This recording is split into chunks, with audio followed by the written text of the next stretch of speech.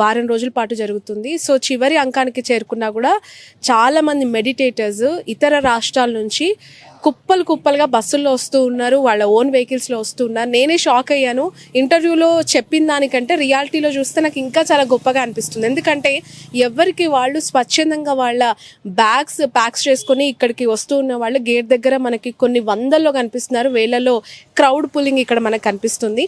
విజయ్ భాస్కర్ గారు ఉన్నారు, trustee chairman. వారి మాటల్లో అడిగి తెలుసుకుందాం. అనుకున్న దానికంటే సక్సెస్ అయినట్లుగా అనిపిస్తుంది సార్ నాకు ఇక్కడ రియాలిటీలో చూస్తే. లాస్ట్ వీక్ మీరు అన్నారు ఇంటర్వ్యూలో ఒకసారి రండి మీరు కూడా చూద్దురు అని. వచ్చేటప్పటికి ఆల్మోస్ట్ ఒక 15 బస్సెస్ ఆర్టీసీ బస్సెస్లో నేను ఒక స్టాప్ కదా ఇక్కడ దిగుతున్నారేమో అనుకున్నా, మొత్తం బస్ అంతా ఇక్కడే దిగిపోయింది, అన్ని బస్సెస్ కూడా. సో కంగ్రాట్స్, నాకు తెలిసి చాలా హ్యాపీగా ఉన్నట్టున్నారు మీరు. రియాలిటీలో మీరు అనుకున్న దానికి ఇక్కడ ఎగ్జిక్యూషన్లో ఏం గమనించారు? సర్ప్రైజ్ ఏం లేదు మేడం, మేము ఎక్స్పెక్ట్ చేసినాం ఒక 20% ఎక్స్ట్రా వస్తారని. మోర్ దెన్ 20గా 30% ఎక్స్ట్రా వచ్చారు. ఎందుకంటే ఈరోజు మా లెక్కల జస్ట్ 50% ఉన్నారు. మొన్న క్రిస్మస్ నాడైతే దాదాపుగా క్యాంపులో 50,000 నుంచి ప్లస్ ఉన్నారు. ఒక లంచే 35,000 మంది భోంచేశారు. మేము ఎక్స్పెక్ట్ చేసింది 20 ఉంటే 30% ఎక్స్ట్రా వచ్చారు. దాదాపుగా 7 లక్షల ప్లేట్ల భోజనం ఇప్పటికి సర్వ్ చేశాం. దాని అన్ని కార్యక్రమాలు బ్రహ్మాండంగా జరుగుతున్నాయి. మా ధ్యానంలో అందరూ నలుమూల నుంచి రావడం జరిగింది. It's everything very happy. Sir ఇక్కడ ఫుడ్ టేస్ట్ చేసా, యాక్చువల్గా వచ్చిన మీడియా వాళ్ళకి ఏర్పాటు చేశారు. ఎంత బాగుందో, నాకు తిరుపతిలో తిన్న ఫీల్ కలుగుతుంది సీరియస్లీ. అసలు ఏంటి అందులో ఉన్న అద్భుతం ఏంటి? ఏంటంటే మేడం, కొన్ని వేల మంది సహాయ సహకారాలతోటి జరిగింది.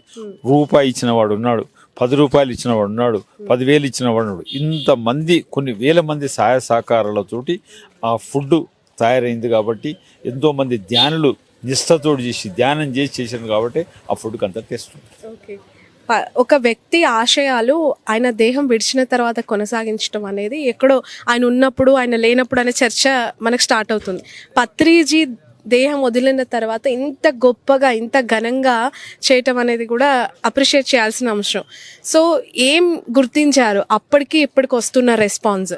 మా దృష్టిలో పత్రి గారు లేరని మేము అనుకుంటలేము, ఆయన ఉన్నాడని అనుకుంటున్నాం. ఆయన ఆత్మ, ఆయన చైతన్యం ప్రతిలో ఉంది. ఏ ఒక్కరిని నన్ను అడగండి లేరు అనే వరకు లేదు. లేరు అనుకుంటే ఇంతమంది వచ్చేవాళ్ళు కాదు. ఆయన ఉన్నాడు, అందరిలో ఉన్నాడు. అందుకే ఆయన చెప్పాడు అందరూ పత్రిజీలని, అందరూ అలానే భావిస్తున్నారు. అందుకే అందరు రావడం, ఇంత సంతోషంగా ఈ కార్యక్రమాలు జరగడం, ఇంత పెద్ద ఎత్తున ఇవన్నీ జరగడానికి నిదర్శనం ఏంటంటే is absolutely there is our belief. ఏ రాష్ట్రాల నుంచి ఇప్పటి వరకు రావడం జరిగింది సార్? ఇంకా ఎంతమంది? ఎక్కువ కర్ణాటక నుంచి వచ్చారు, మహారాష్ట్ర వచ్చారు, ఛత్తీస్గఢ్ వచ్చారు, నార్త్ ఇండియా ఢిల్లీ నుంచి వచ్చారు. అఫ్ కోర్స్ 2 తెలుగు రాష్ట్రాలు అయితే 80% వాళ్ళే ఉన్నారు. ఇంకా రేపు హాలిడే కాబట్టి రేపు డే ఫ్లోటింగ్ ఎక్కువ ఉంటారు. రేపు కూడా మళ్ళీ 30,000 మంది వస్తారు. రేపు సిటీ నుంచి వస్తారు ఎక్కువ. ఓకే ఓకే సార్, ఎస్పెషల్లీ ఇక్కడికి వచ్చే మెడిటేటర్స్కి ఏదైనా మెసేజ్ ఉందా? అంటే ఈ మహాయాగానికి సంబంధించి వచ్చే రాబోయే వాళ్ళకి. ఇంకేం లేదు మేడం, అందరినీ ఇప్పటికి కూడా రమ్మంటున్నాం. 31st వరకు ఈ ప్రపంచ శాంతికి జరుగుతున్న పత్రిజీ ధ్యానమాయంలో పాల్గొనండి అని అందరికీ మా రిక్వెస్ట్. 31st వరకు రండి అని చెప్తూనే ఉంటాం.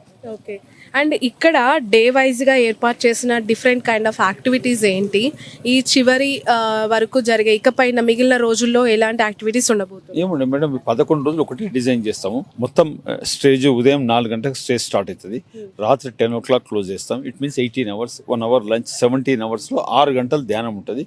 మిగతా 11 గంటలు ఎంతోమంది గురువుల యొక్క బోధనలు, చిన్నపిల్లలకు సాంస్కృతిక కార్యక్రమాలు, తర్వాత వచ్చేసేసి మా పిరమిడ్ సీనియర్ మాస్టర్స్ యొక్క సందేశాలు, బుక్స్ రిలీజెస్, కంటిన్యూస్ ప్రోగ్రామ్స్ ఉంటాయి. 31st వరకు minute to minute design. Meditators అంటే నేను అనుకున్నాను ఒక 45 to 60 ఏజ్ బిట్వీన్, ఆ పైబడిన వాళ్ళు ఎక్కువగా వృద్ధులు, ఏజ్ బార్ పీపుల్ వస్తారని అనుకున్నా. ఎంట్రన్స్ నుంచి ఇక్కడ వరకు బుక్కులు పట్టుకొని తిరుగుతున్న ఎంతోమంది యంగ్స్టర్స్ కనిపిస్తున్నారు, అమ్మాయిలు కనిపిస్తున్నారు. అసలు ఏంటి సీక్రెట్? వాళ్ళని ఎట్లా రప్పించగలిగారు విజయ్ భాస్కర్ గారు? ఎవ్వరు రప్పిలేదు మేడం, వాళ్ళందరూ ఎవరి ద్వారానో తెలుసుకున్నారు, ధ్యానం చేసినారు. ఆ ధ్యానంలో వాళ్ళకు రుచి టేస్ట్ తెలిసింది, వచ్చింది తప్ప స్వచ్ఛందంగా ఎవరైనా పిలిస్తే ఎవరైనా వస్తారా? అసలు యూత్ అసలు అయితారు.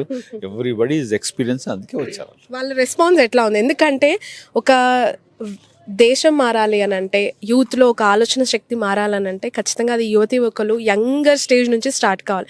ఇలాంటి మెడిటేటర్స్ని అట్రాక్ట్ చేయడానికి ఇక్కడ ఎస్పెషల్లీ పత్రిజీ ఆశ్రమంలో ఎలాంటి కార్యక్రమాలు ఉన్నాయి, వాళ్ళు ఎస్పెషల్ వస్తూ ఉన్న యూత్ యంగ్స్టర్స్ ఏం చెప్తున్నారు, ఇంకా ఎలాంటివి ఉంటే బాగుంటాయి అని ఫీడ్బ్యాక్ చెప్తున్నారు మీరు?